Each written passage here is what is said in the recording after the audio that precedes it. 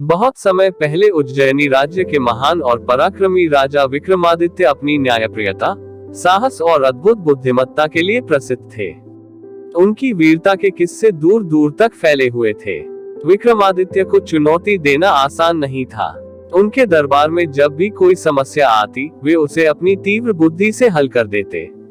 एक दिन उनकी सभा में एक तांत्रिक विद्वान आया। उसने राजा से कहा, महाराज, यदि आप सच्चे वीर और अपने वचनों के पक्के हैं, तो एक कार्य करना होगा। शमशान घाट पर एक प्राचीन पीपल के पेड़ पर एक बेताल लटका हुआ है। उसे पकड़कर मेरे पास ले आइए। लेकिन ध्यान रहे, यह कार्य इतना आसान नहीं है। बेताल चालाक है और वह हर बार भागने की कोशिश करेगा। राजा विक्रमादित्य ने बिना किसी डर के इस चुनौती को स्वीकार कर लिया। अगली ही रात राजा ने अपने खग और अपने साहस को साथ लिया और शमशान घाट की ओर प्रस्थान किया। रात घनी और भयावह थी। चारों ओर सन्नाटा था, केवल शमशान की लपटें और उल्लुओं की आवाजें सुनाई दे रही थी। जब राजा उस पीपल के पेड़ के पास पहुंचे तो उन्होंने देखा कि बेताल उल्टा लटका हुआ था। उसकी आकृति भयावह थी, लेकिन राजा ने साहस दिखाते हुए उसे पकड़ लिया और अपने कंधे पर डाल लिया। तभी बेताल ने हंसते हुए कहा, राजन, मुझे ले जाना इतना सरल नहीं होगा। रास्ते में मैं तुम्हें एक रहस्यमयी कहानी सुनाऊंगा। यदि तुमने मेरे प्रश्न का उत्तर दे दिया तो मैं इस पेड़ पर वापस लौट जाऊंगा, और यदि तुमने उत्तर नहीं दिया तो तुम्हारा सिर फट जाएगा। सोच लो, क्या तुम तैयार हो? विक्रमादित्य ने शांत स्वर में कहा, मैं तैयार हूँ। अपनी कहानी सुनाओ। बेताल की पहली कहानी। बेताल ने अपनी रहस्यमय आवाज में कहानी शुरू की। एक नगर में 3 मित्र रहते थे। वे सभी विद्याध्ययन के लिए दूर के गुरुकुल गए थे। वे अपनी विद्या में निपुण होकर लौटे। तीनों मित्रों के पास एक विशेष कौशल था। पहला मित्र मृत शरीर में जान डाल सकता था, दूसरा मित्र हड्डियों से शरीर बना सकता था, और तीसरा मित्र शरीर में मांस और खून भर सकता था। एक दिन उन्हें जंगल में एक मानव कंकाल मिला। उन्होंने सोचा कि अपने कौशल का प्रयोग कर देखें। पहले मित्र ने कंकाल पर मांस और खून भर दिया, दूसरे ने उसे सुंदर शरीर बना दिया और तीसरे ने उसमें प्राण डाल दिए। वह व्यक्ति जीवित होकर उठ खड़ा हुआ, लेकिन जैसे ही उसने तीनों को देखा, उसने उन पर हमला कर दिया और जंगल की ओर भाग गया। अब बताओ राजन, उस व्यक्ति को बनाने में किसका सबसे बड़ा योगदान था? विक्रमादित्य ने बिना समय गंवाए उत्तर दिया, तीनों ने अपना अपना कौशल दिखाया, लेकिन सबसे बड़ा योगदान उस मित्र का था जिसने उसमें प्राण डाले, क्योंकि बिना प्राण के वह व्यक्ति कभी जीवित नहीं हो सकता था। बेताल मुस्कुराया और ठहाका लगाते हुए पेड़ पर वापस लौट गया। दूसरी कहानी। राजा विक्रमादित्य फिर से पेड़ के पास गए और बेताल को पकड़कर वापस कंधे पर डाल लिया। बेताल ने फिर से कहानी शुरू की। एक नगर में एक सुंदर राजकुमारी थी, जिसके 3 राजकुमारों से विवाह के प्रस्ताव आए। तीनों राजकुमार अत्यंत विद्वान और बहादुर थे, लेकिन राजकुमारी ने यह तय नहीं किया कि वह किससे विवाह करेगी।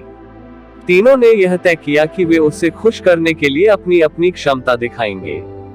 पहला राजकुमार जादुई आईना लेकर आया, जिसमें देखकर भविष्य देखा जा सकता था। दूसरा राजकुमार उड़ने वाला घोड़ा लाया, जो पल भर में कहीं भी जा सकता था। और तीसरा राजकुमार एक औषधि लाया, जो मृत व्यक्ति को भी जीवित कर सकती थी। अचानक राजकुमारी बीमार पड़ी और मर गई। पहले राजकुमार ने अपने आईने में देखा और बताया कि राजकुमारी मर चुकी है।